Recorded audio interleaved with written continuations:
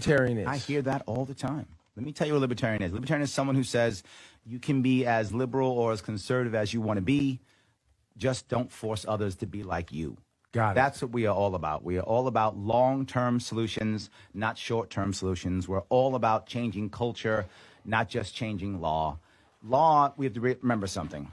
At the end of almost every single law is a guy or a gal with a gun who will put you in a cage. And if you don't want to go in that cage, he or she is going to kill you. That means you only use law when it really matters, not just because I'm angry, not because I don't like you, not because you should do some activity I think you shouldn't do, or whatever the case may be. It's only for important things like life and liberty and property and things like that. That's when you use violence. That's when you use force. That's what libertarians are all about.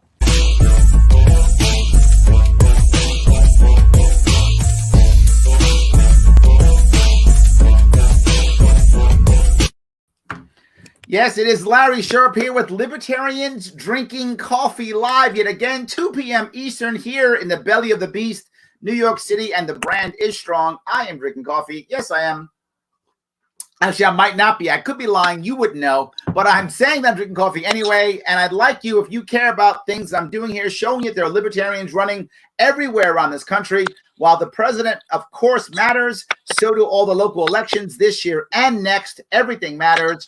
If you care, please like, comment, share. Let people know we're doing this. It matters. Let people know so that we can grow our own media, regardless of what happens with COVID or MSNBC or Fox or CNN. It doesn't matter. We have to be able to grow to the best of our abilities. I am very happy today.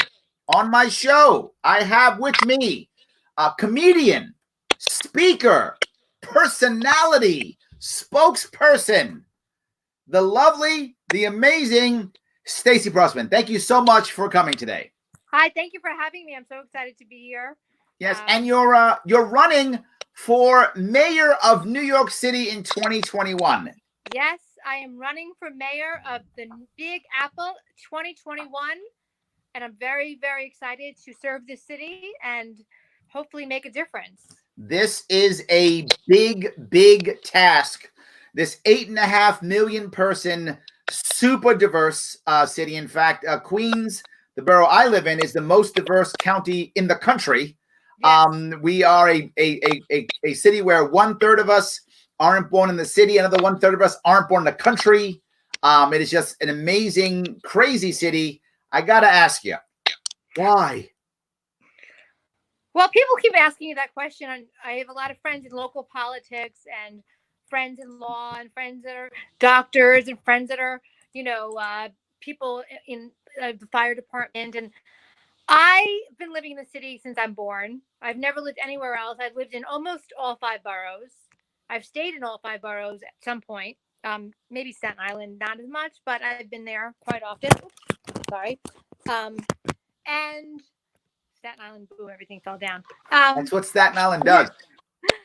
Respect to Staten Island. Actually, I found a really cool place I like hanging out in. So it's not so bad. It's actually pretty cool. I'm teasing my Staten Islanders. I'm teasing them. I they were actually good to me. I mean, Staten Island people were good to me when I ran. In New York State, the borough that did the worst for me in New York City was the Bronx. In New York City, one of the best for me was actually Staten Island. So, really? Okay. Yeah, I got to be happy with Staten Island people. They gave me my best percentage when I ran. So awesome. Yes. See, I think that right now, politicians use the word change often, and same old, and I don't want to go to that. I've been living here, experiencing New York my entire life. I'm very good at figuring problems out if I have the right advisors, the top people. I'm a person that could figure stuff out and make a change. I don't stop for anything, and I want to serve my city. I know what's going on. I don't know every single aspect of how things go, but how can you? It's a crazy city. I completely agree. It is a crazy city. I guess the question I'd have for you is, if you're going to do this, right, you look at the libertarian view. And the libertarian view, and some people get mad at me when I talk about this. I talk about that New York City libertarians and New York City Democrats and New York City Republicans are different animals than outside of New York City. New York City, for many people who may not know this, New York City really isn't America. It's kind of its own nation state, city state in itself. It really is an odd duck. It really is weird. If you look at it, people don't remember this. Bloomberg, who ran for president recently, right before he dropped out as Democrat, was a Republican mayor. I remember, yes, he was. People don't remember that. He was a Republican mayor. Why? In New York City, as a general rule, Democrats are communists, Republicans are socialists, and libertarians are, socialist lights. That's just kind of how it winds up working in New York City. And I know for the average American, that sounds crazy. But we really have, for a city that's as diverse as we are, we really have a lot of people who are completely happy and satisfied with a very tough, hardcore government line on things. Right. And when you and I talked, you were like, you're not so happy with that hard line. I'm not. I think that there's a way to govern people where they make their own choices. But it's up to people to make the right choices for themselves and for other people. It's not just about you. It's about, so I went to a high school, for instance, that was based on the John Dewey philosophy of education. It was very independent. They believed in independent study. You kind of create your own, your own sort of schedule. And I thrived in that environment because I was able to make my own decisions. And I had to think about myself, obviously, and my choice for my family and myself at the time because I was in high school, and my education. And then I had, and then it made me learn how to think about my community and how I impact my community by making my own healthy choices, or my, emotionally healthy choices or choices. Emotionally too, sure. Emotionally, right. Financial, all those things, right? All the different choices of your life you need to make 100%. So I believe, and this has been my philosophy, is that, and this is from years and years of life experience, is that you could, if you make good choices for yourself and you have those options, then you can make good choices for the rest of the world or the society or your community or your family. You're only as healthy as who you are. And I mean that. Sure, right? It's the old idea of you want to make yourself better before you try to, what's the old thing when you want to put your mask on if you're in the airplane, right? And the oxygen comes down, you put your mask on first before you put the kid's mask on, right? If you're not healthy, how can you help somebody else? Sure. Exactly. I think we find that actually it's kind of, this may be appropriate now. We find that often with people who are caregivers, right? The caregiver, say you have an elderly parent or sibling who you're taking care of, or even child who may be terminally ill you're taking care of, and you spend so much time taking care of that loved one, you actually neglect your own health, right? Yes, so that eventually you're as sick as the other person or worse, right? They recover and you don't, or something like that. Sure.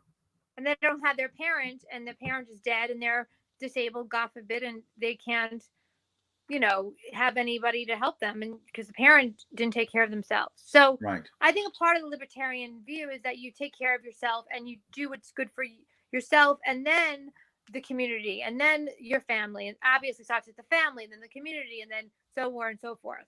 And when government tells you what you can and cannot do, to some degree, it's very, very dangerous. Sure, because they may not be good for you or yourself. But it's up to people to make the right choices for their society. So let me ask you, as a mayoral candidate, there are so many issues you could tackle. I mean, I could sit here for an hour and list them off. There's so many.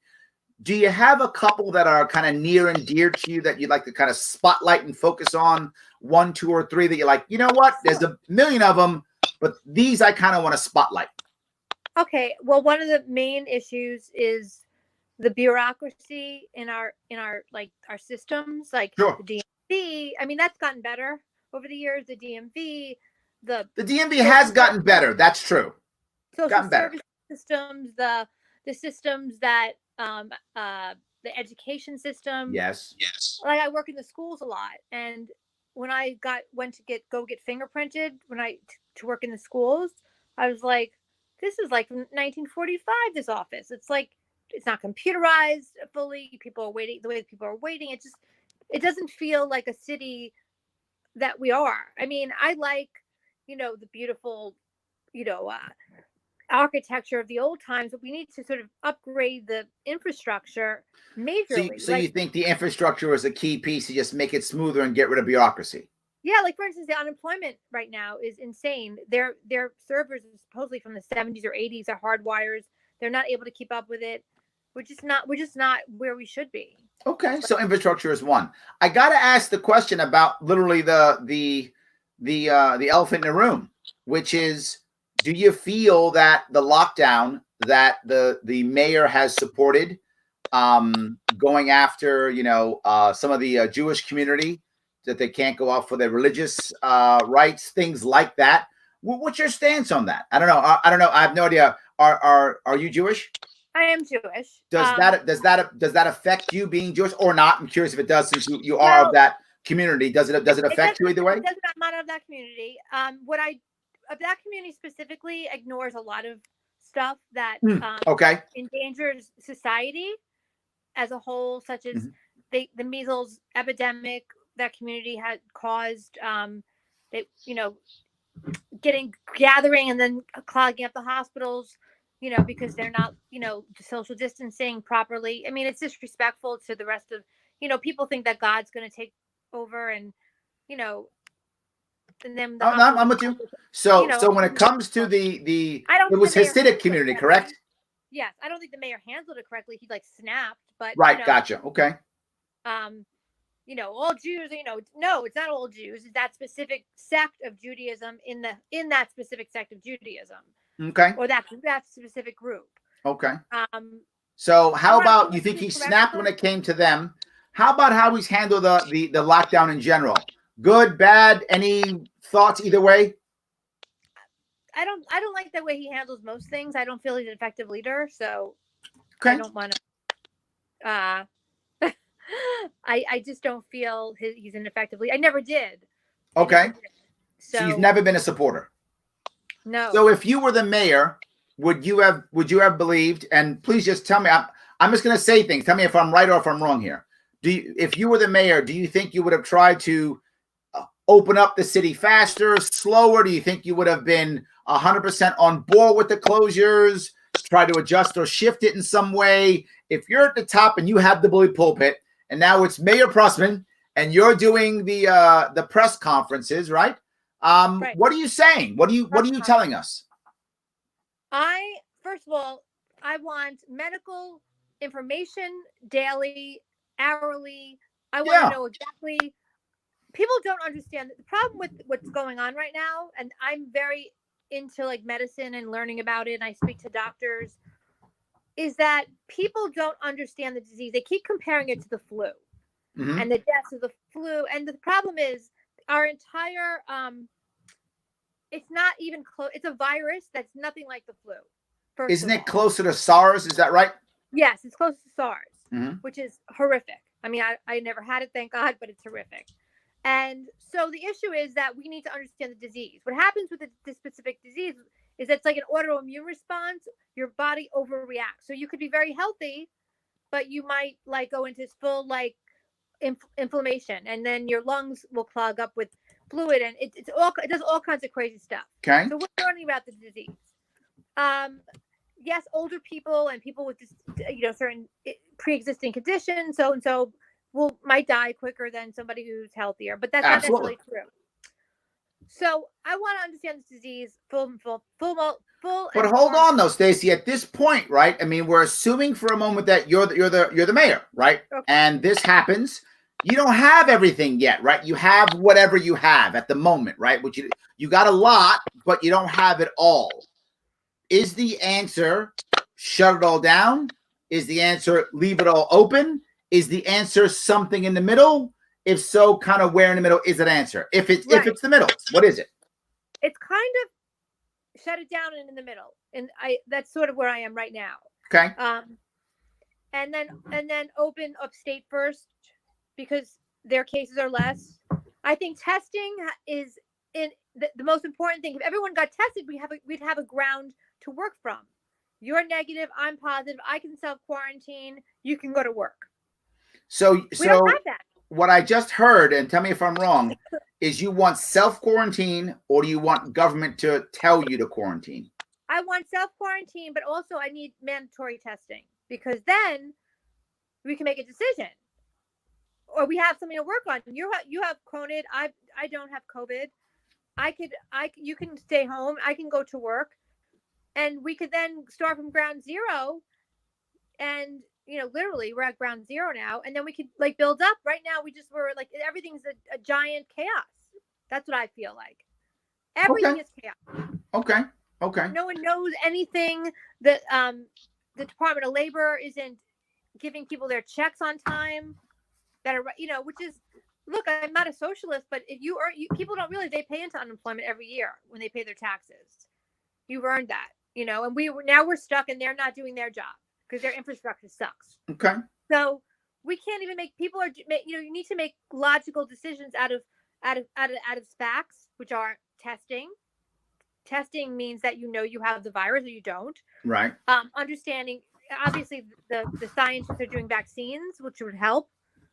Now, then there are people who don't believe in vaccines. I'm kind of weird. I will do vaccines, but I'm scared of them, actually, personally. Why is it weird to be scared of injecting something in your body? It's not weird. Lots of people are. Right. It's not weird at all. Yeah, I had the flu vaccine, and I got a really bad flu. So from there on, I've had all my major vaccines, obviously. Look, I'm with you. I'm not against vaccines. I just don't think they should be forced. Right. But then if you want to take a vaccine, please take a vaccine. If you don't, I get it. It's in my own world. My kids were vaccinated, and my wife was very afraid, though, right? She was afraid, yeah. So she actually spaced it out very wide for each one because she was afraid. Right. I don't get vaccines anymore. As I'm older, I guess I'll just die one day from a disease. I don't know. I don't get them anymore. And now my daughters. My oldest daughter is 16. She can decide if she wants to get a vaccine or not. I don't care. She'll do what she wants at that point, right? She's old enough to make her own decisions. And I don't mind if she gets vaccines. It's again, her body. She does what she wants with it. I don't mind at all. My wife sometimes gets them, but almost never either. So we rarely get vaccines anymore.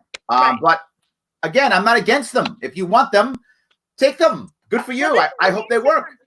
Well, this is where the issue comes in with most things, is that so like people who don't vaccinate for this virus, well then if they get sick, they end up in the hospital, and then what happens? The healthcare workers are now in danger. So it's a hard situation because it is. Yes, we want, but then our healthcare workers are now risking their lives, and a lot of them have passed away and died. So and they're overworked, and they don't have enough PPE equipment supposedly. Well, I have a personal issue with this. This is a personal thing for me. Okay. I get that they are absolutely doing a lot. They are. So are Marines and soldiers and sailors who are being shot at in Afghanistan with not the right amount of this and not the right amount of that, and sacrificing their lives too. And not that I'm doing a whataboutism. I know that sounds. I'm not saying we should all of a sudden worship any of them. No, what I'm saying is, when I joined the Marine Corps in '85, I'm an old man. So when I joined the Marine Corps in 1985, I knew what I was getting myself into, and I knew that one day I might get shot or blown up or be forced to order someone to their death or something like that. And again, those guys are heroes. Good for them, right? They went into I never went to combat. The combat Marines, I love it. Awesome. The people who are nurses and doctors, similar situation. I mean, they knew they were going to be in this position. I'm glad they are. Well done, heroes. Lots of people make those choices in their life to be on that front line and to take the hits for us, and I love them for it. Again, right. But there's another side to it. Not only are they taking the hit, then other patients who are taking the hit. That's what So it goes one step above. Agreed. Citizens. So it's not just agreed. Doctors and nurses. Yes, they signed up for that, whatever. And good. I'm very happy we have them. But then 100%. You and I God forbid, you have a friend that has a heart attack and they have to go to the hospital, and then there's 1,000 people because they didn't get vaccinated with COVID. I got 2 people in my life who are at risk. They're over 80 with pre-existing conditions. Right. So, I mean, if they get this, if they don't get a hospital, they're finished. How'd they get something else? Like my friend had an aneurysm. Luckily she had it before this, but if she had it would have been a disaster. I mean, she was already near death. Thank God she had it before. I don't know, whoever you believe in, thank the energy of the earth or whatever, that she didn't get it before, this whole during the COVID crisis. So gotcha. I'm talking about the hospitals where their focus is. People can't get their procedures that are, medically, I'm not talking about plastic surgery and all that. I'm talking, there are people that I know that have to get procedures done. It's not life or death, but it's one of those things if you don't get it done and within a few months or whatnot. Mm-hmm.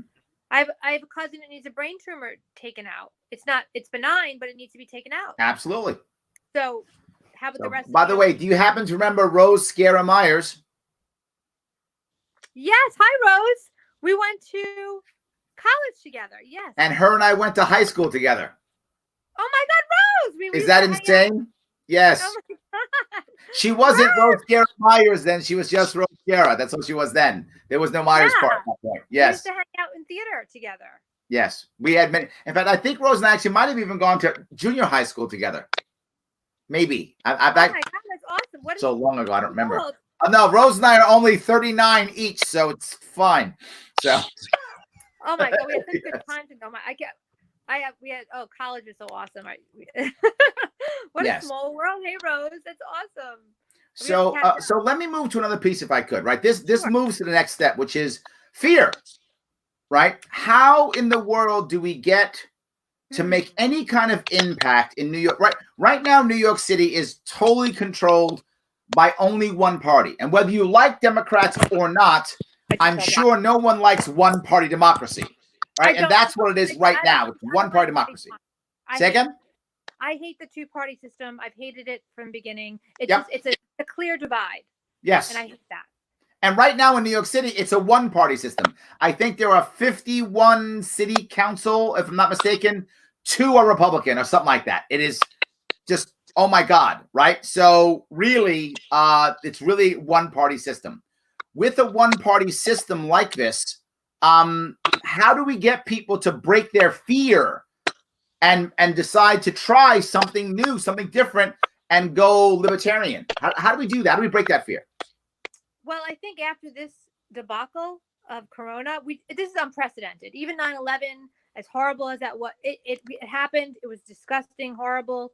We mourned the death of a loss of our loved ones and the Twin Towers and all that stuff, right? And our safety felt weird for a very long time, at least for me. I was a grown person and lived in my own apartment, and it was terrifying. I lived in Manhattan during 9/11. I believe that, and that fear stuck. It was subconscious. It wasn't a conscious fear, actually, and that's a different type of fear than. Of course, yes. I believe that a democracy is all kinds of views. I think that when you take, one party or two, I think it's a time that people need a change in terms of the way they view politics. No, I think we both agree that it should change. I got you on that. I'm saying now Stacey gets an interview on NBC News 4. She gets New York 1 interview. And people go, Stacey, come on. You're this crazy libertarian. You know this is a democratic city. Why would anybody vote for you? We got to vote for whoever is de Blasio's heir, right? Whoever that person is. Because every view on each issue is what's important. So you think the issues are the key? I think the issues, very specific, clear plans and issues in the candidacy is what will get people to come over if they agree with my issues. Gotcha. So that's your piece. Yes, I think that's the issue. That's the whole issue with politics in general, is that people are voting for parties and not specific issues. Absolutely. Or views on something. That's why our country is a disaster, because people just follow I don't want people to follow me like a sycophant. I want people to call me out on my mistakes. I want to take personal responsibility if I do make mistakes, and I want to be able to fix them and have a conversation about that. Not even a little sycophants, a couple of them, 1 or 2? You could have 1 or 2, but 1 or 2. It's a couple. Just 1 or 2. That's all. So let me go way off, because people obviously are looking you up. So somebody asked the question, who are your influences for your stand-up comedy? It's off topic, but look, you are a comedian that may be valuable if you're in front of people, right? You're a spokesperson, you're a presenter, your personality, you do your podcast, you're a comedian. That might be a big advantage if all of a sudden you're in front of somebody and they throw something at you and you can, do your stuff, right? So who are some of your influences? Well, I don't want to start using the people I came up with that I'm friends with. I would, name them, but let's go further back, because do some name dropping. Come on. Rick Shapiro and my friend, that I watch, my friends that I've come up with. I don't want to be like, oh, Bill Burr. I see them around a lot, and they're great comics. But like George Carlin, you can't go. He looked at society in a way that people, and Lenny Bruce, who's Joan Rivers. I wouldn't be doing what I'm doing if it wasn't for Joan Rivers. I'm sure, because I had no model. Richard Pryor. I love Richard Pryor, but he was from a totally different background than me. His mother was a prostitute, and he came from the Midwest, and but I related to him in some way as a Jewish girl living in a lower middle class home in Brooklyn, so I didn't grow up rich. I didn't grow up with a silver spoon, though I was an only child and slightly spoiled, but not I grew up very, very average. I didn't have any trust funds or things like that. All right, so with that in mind, how do we make impact, right? Why do we make impact when, luckily, you're running next year, so you've got some time, right? You've got some time. This is not like this year, but you're running early, which is good. Starting to build yourself up. It's awesome. How are we going to make impact? Next year, we're probably going to be able to do more events again, get back out. But I think New York City is still going to have some of that worry, some of that fear, some of that concern that maybe I shouldn't be out and mixing and mingling. We lose a little bit of that power. How do we get around that? Are you going to do a Netflix comedy special or something like that that's going to get us going? I mean, I can't do a Netflix comedy special without an audience, but I hate comedy on Zoom. I've done a gig on Zoom. It wasn't fun. My friends said people are doing driveway gigs. Things like that. I mean, I guess until things sort of settle down, I think a lot of stuff is going to be on the internet. A lot of stuff is going to be social distanced, kind of gathering somehow. Hopefully the testing will happen so people will know if they're, negative or positive. And that's so maybe you have a testing party. Right. We have a testing party. Exactly. I mean, I hope I had antibodies. I had a horrible winter. I was sick all winter. So hopefully I have antibodies, but who knows? We don't know. I mean, I think once we get to ground zero with the testing, at least we know, all right, these people have I mean, it's very scary and it's very apocalyptic to have you're negative, you're positive. And I don't like that either. A lot of things that are going on go against how I feel, but I know it's for the better good. That's my conundrum as a libertarian right now. Does that make sense? Yeah, no. I get it. That there's a lot of people who, as they come towards the party, they still retain, if they came from Republicans or Democrats, they retain a lot of that in them as part of their culture, part of who they are. We retain our family, right, from where we are and who we are.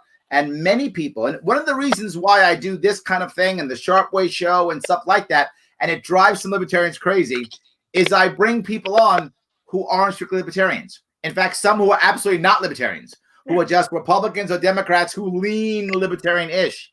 And I bring them on purpose because I want people who are more the hardcore libertarians to see them and know they're just human beings who think a little bit differently, and we can have conversations and we can find some common ground and hopefully pull you guys closer towards us. That's the hope, right? But we do that too. And also, as I bring from different parts, from whether it's from Indiana, I've done a lot of New York recently because obviously I care about New York, but New York City, you see a difference in the way people look at liberty from how they've been raised, what they grow up in, their background. It all changes and shifts. And I hope that we can find a common ground that bring us all closer together in the idea of what can work well for all of us. So I get it. It's always a push and pull on what is right for you versus others. Where do we spend the money? How much money do we spend? Where do we tax? Where do we not tax? I think it's always a push and pull. It's always a push and pull. It's always like, well, this is good for me, but is this good for the rest of society or the rest of my community? Or, people are out of work, but they can't even get work if they wanted to. So what do that's also very frustrating. Like my industry as a comedian, I don't know what's going to happen between the restaurants. I mean, between the restaurants that I've heard going out of business, comedy clubs, I don't, hopefully they'll come back. I travel the country, all the time.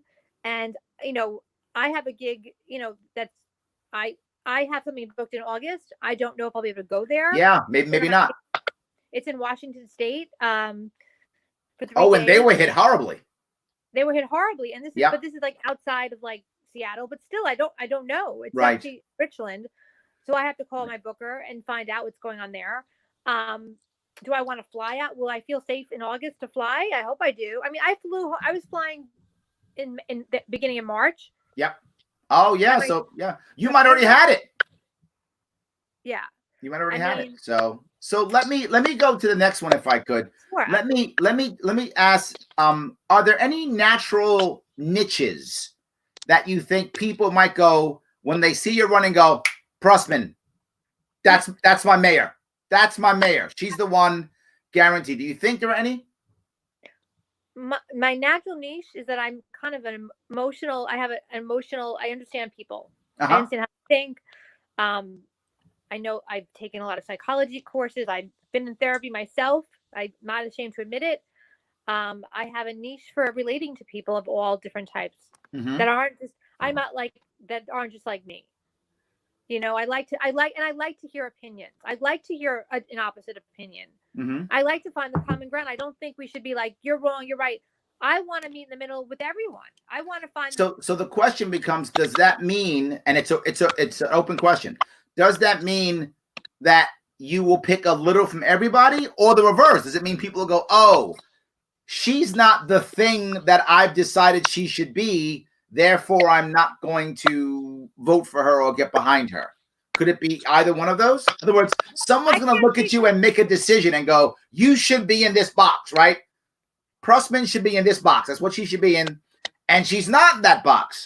Therefore, I don't like her, right? People can do that too. To trust that the policies I want to put out there and how I want to do them, I want them to get behind that, not a box.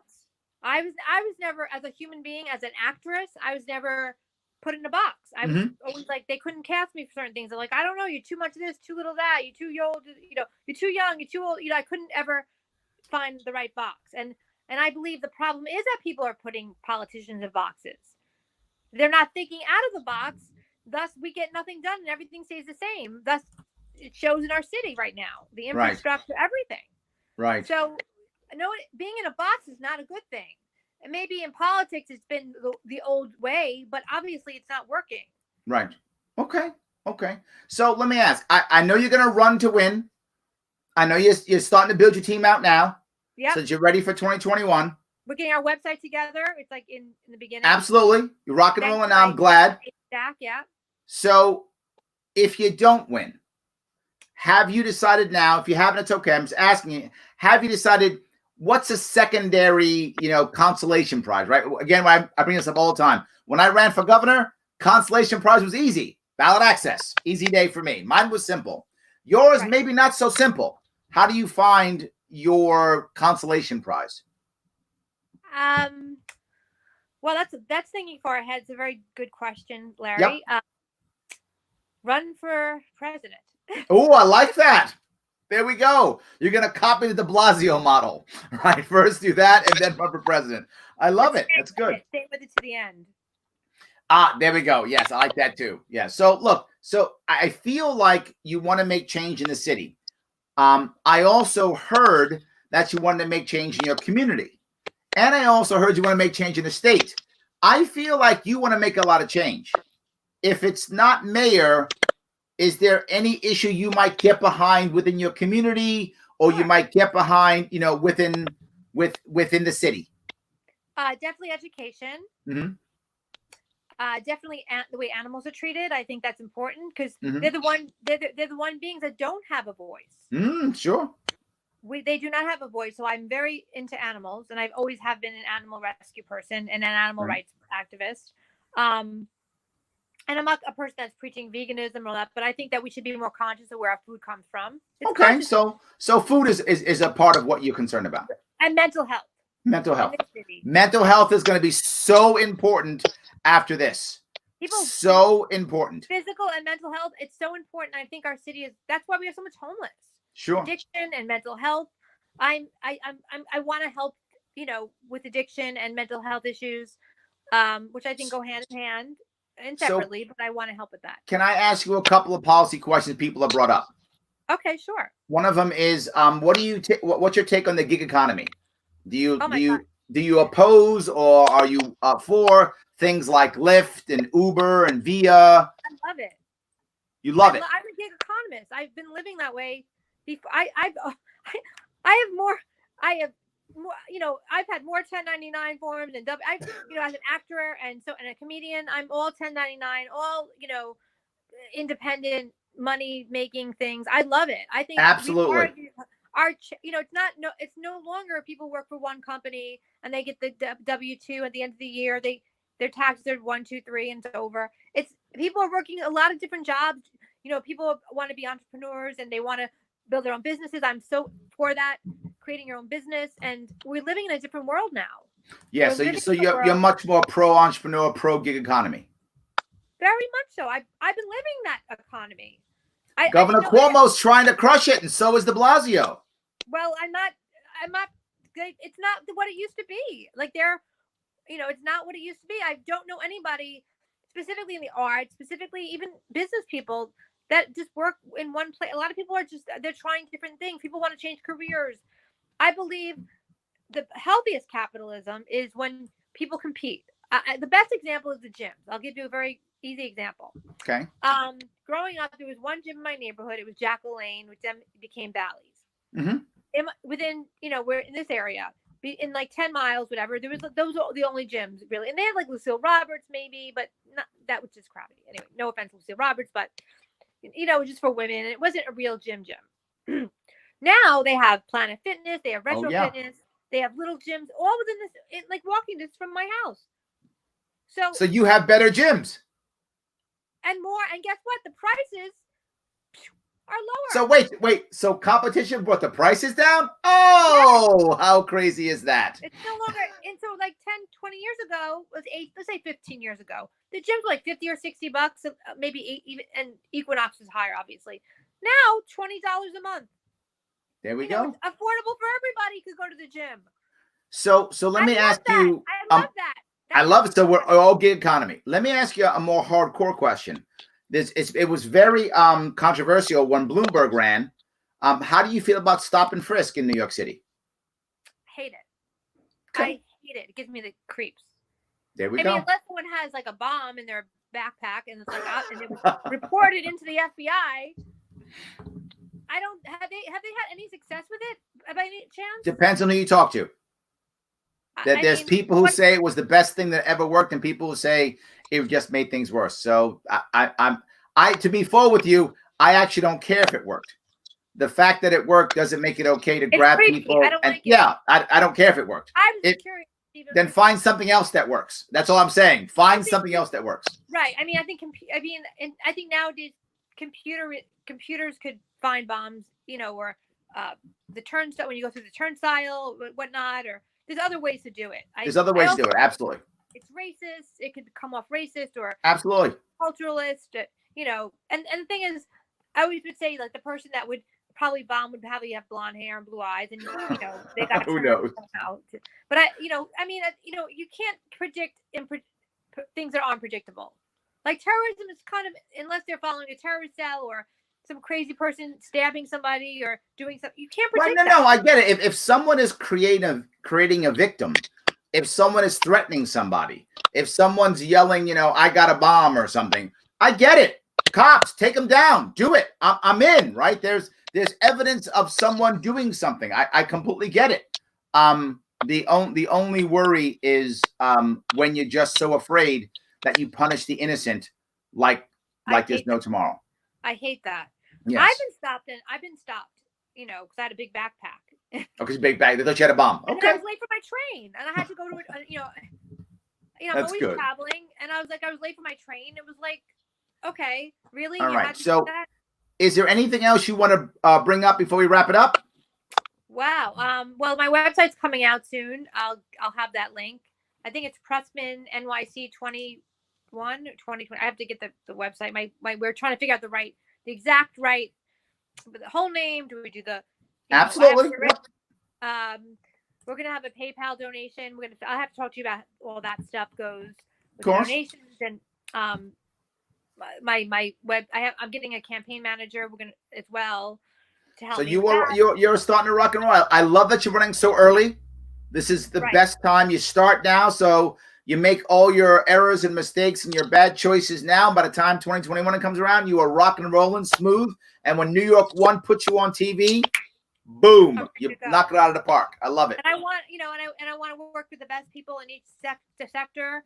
So, hit me up if you want to work with me. I'd love to talk with you and discuss stuff about, the issues that you have at hand and people who are experts in the fields. I'd love to, learn more, because it's always about learning, and things are changing. Things are different. Absolutely. And people use the word change a lot in campaigning, right? Change, all the time. And then it's the same old shit. Let's be honest. It is. So I'm going to think, let's make things better and more apt and more workable. Hold on. Let's make things better. That's not bad. Pressman, let's make things better.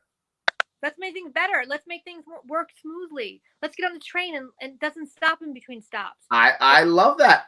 Pressman for mayor. Let's make things better. Look at that. We've already got our slogan already. I love it. Better. Excellent. Better. All right. Thank you so much for coming on. I appreciate it. Of course. Everybody, thank you so much for watching. I hope it was interesting. For those of you who want to know more about her right now, this is for her comedy, but you can learn about her at StaceyPrussman.com. And when the mayoral website comes out, she'll let you know. You can jump on that. This is for Mayor of New York City 2021 Libertarian. Thank you, guys. Thank you. Have a good day. Bye. Be well.